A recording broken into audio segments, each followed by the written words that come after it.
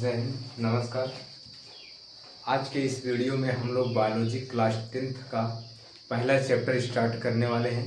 यानी कि अब से इस चैनल पे आपको क्लास 10th की बायोलॉजी भी मिलेगी, 9th की बायोलॉजी भी मिलेगी, 11th की बायोलॉजी मिलेगी और 12th की भी बायोलॉजी जो मिल रही थी वो मिलेगी ही मिलेगी। ठीक, यानी कि इस वीडियो में अब इस चैनल पे हम लोग क्लास 10th की biology, 9th, 10th, 11th, 12th सभी क्लास की बायोलॉजी पढ़ेंगे।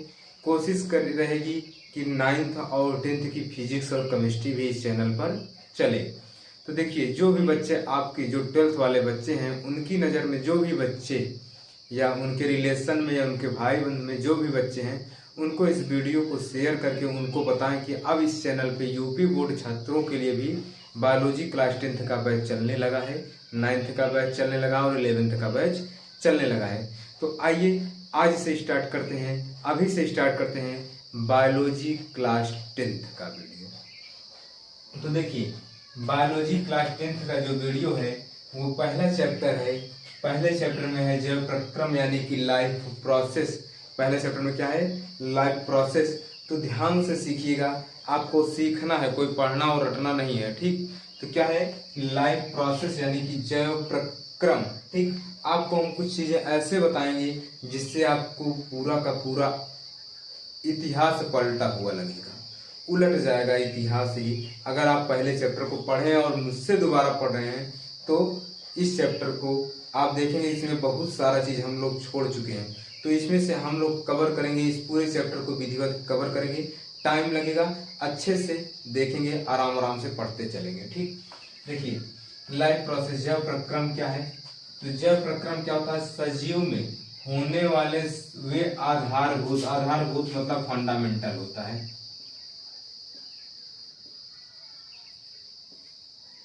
यानी कि सजीव यानी कि जो लिविंग चीज होते हैं उसमें क्या होता है? उसमें होने वाले वे आधारभूत क्रियाएं जो जीवों को जीवित रखने के लिए क्या होती हैं?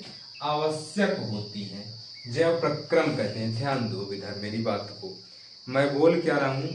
यानी कि हमको जीने के लिए क्या क्या चाहिए? एक मनुष्य को जीने के लिए, किसी भी जीव को जीने के लिए जो आवश्यक पदार्थ चाहिए उसे बोलते हैं क्या? उसे ही बोलते हैं जैव प्रक्रम। यानी कि देखिए, कौन कौन से? यानी कि सजीव में होने वाले वे सभी आधारभूत क्रियाएं जो जीवों को जीवित रखने के लिए आवश्यक होती हैं, जैव प्रक्रम कहलाते हैं।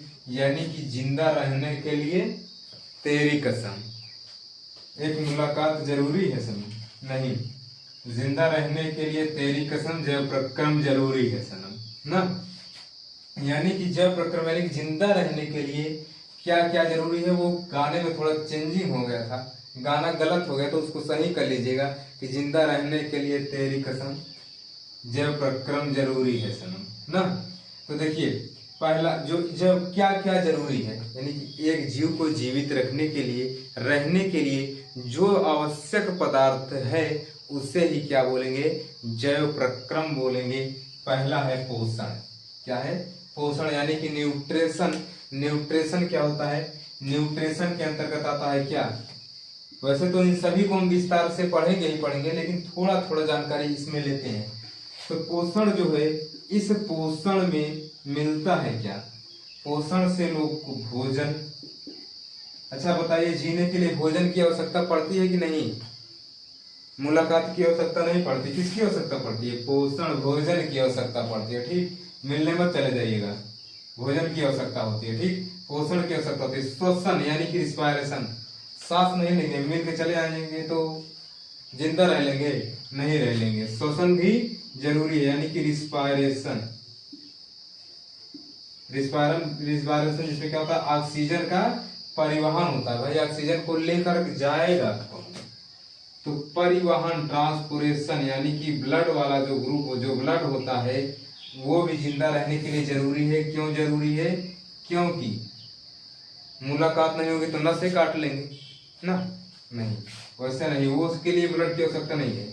आवश्यकता किस चीज की है? ब्लड की। यहाँ पे आवश्यकता जिंदा रहने के लिए आवश्यकता, ब्लड की आवश्यकता क्यों है? क्योंकि यही ऑक्सीजन का क्या करता है?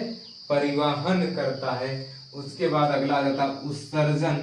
यानी कि जो कुछ खाएंगे नहीं पचेगा उसको बाहर निकालना भी तो होगा, उसे बोलते हैं क्या, उत्सर्जन बोलते हैं।